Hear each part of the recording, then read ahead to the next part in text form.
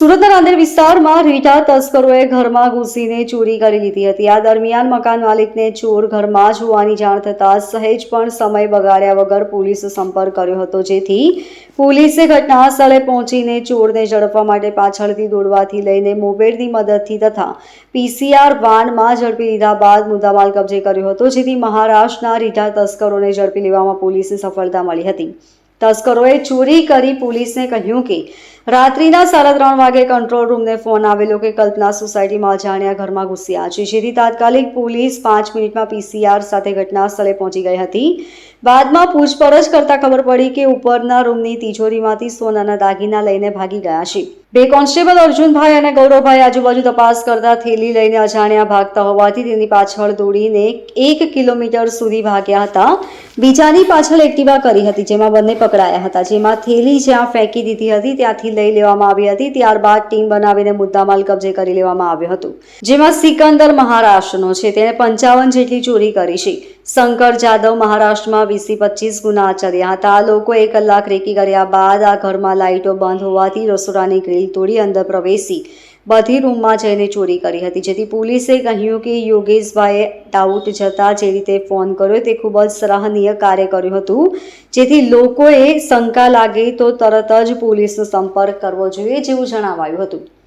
રાત્રે 3:30 વાગે control રૂમમાંથી પીસીઆરને call હતો કે કલ્પના સોસાયટીની અંદર કોઈ અજાણ્યા ઈસમો અંદર ઘરમાં ઘૂસી ગયા છે. એ કોલનો રિસ્પોન્સ તરત અમારો રિસ્પોન્સ ટાઈમ લગભગ 5 મિનિટનો જ હતો. 3:35 રાંદેરની પીસીઆર ત્યાં આગળ પહોંચી ગઈ હતી અને પહોંચ્યા પછી જે ફરિયાદી હતા એને પૂછ્યું કે શું થયું છે, તો એણે જણાવ્યું કે અમારા બેડરૂમની ઉપરના રૂમની અંદર કોઈ ગ્રીલ તોડી અંદર ઘૂસી ગયા હતા.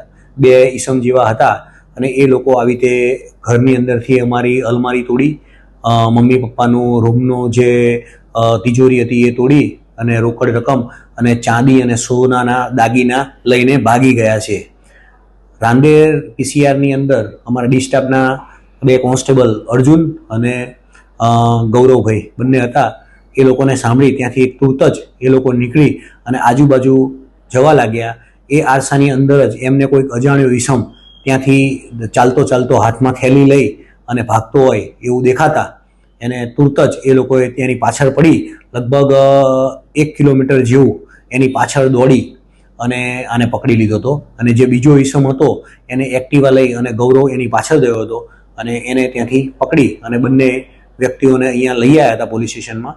પૂછપરછ કરતાં એમની જોડેથી રસ્તામાં એને થેલી ફેંકી દીધી હતી.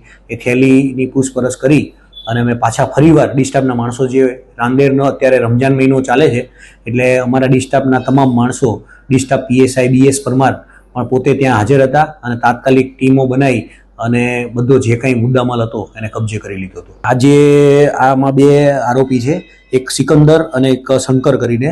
આ જે સિકંદરનું જે નામ દઈએ છીએ એ મહારાષ્ટ્રની અંદર બીડ ખાતેનો છે અને તેનો ગુનાહિત ઇતિહાસ અગાઉ એણે 50 થી 55 જેટલી ઘરફોડ કરેલી છે ત્યાં આગળ, અને બીજાપુરની અંદર 10 થી 15 ઘરફોડ કરેલી છે. એટલે આ ઘરફોડનો એક રીઢો ગુનેગાર છે.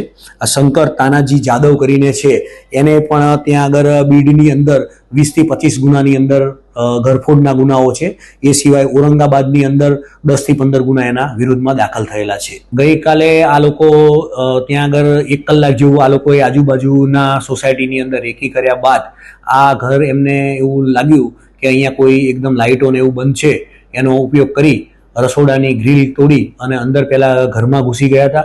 ઘરમાં ઘૂસ્યા બાદ બધું જે વસ્તુઓ વારાફરતી એક પછી એક રૂમની અંદર એ લોકોએ તપાસ કરી, જે એમના હાથમાં આવ્યું એ બધું આ લોકોએ લઈ લીધું. જો કામ કહેવા જઈએ તો આ જે કલ્પના સોસાયટીની અંદરથી જે આ યોગેશભાઈ કરીને જે છે એને સહેજ પણ આવો જરા પણ ડાઉટ ગયો અને તુરત જ એણે કંટ્રોલ રૂમની અંદર ફોન કર્યો અને કોલ લાગતા જ 3:30 ફોન આવ્યો અને 3:35નો અમારો રિસ્પોન્સ ટાઈમ હતો રાંદેર પીસીઆરનો, અને તુરત જ એક્શનમાં આવી અને આ કર્યું. એટલે કોઈ પણ આવું લાગતું હોય તો તુરત જ એ લોકોએ કંટ્રોલ રૂમનો સંપર્ક કરવો જોઈએ. Bureau report LK star news, Surat.